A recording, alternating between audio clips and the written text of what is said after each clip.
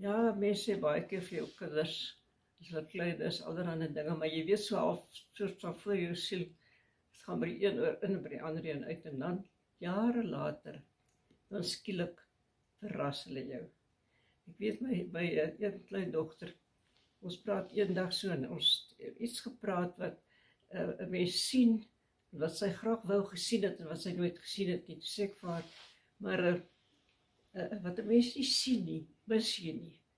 Haai, ouma, sê sy, nou weet ek waar kom dit vandaan, want my pa het dit altyd vir ons gesê. En my jongste seun, het nie baie lank terug nie, toe vertel hy vir my, dat hy in 'n argument betrokke was by die werk.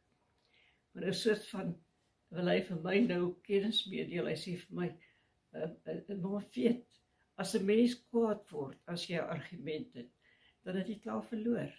En toe kry ek so binne laggie, want ek weet, dit is wat ek vir hom gesê het.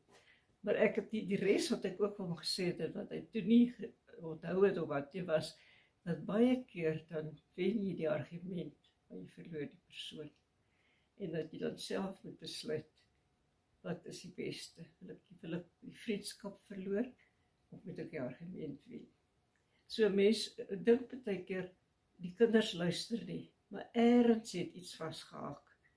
En dan is mens bly dat daar 'n party goed is wat hulle onthou het.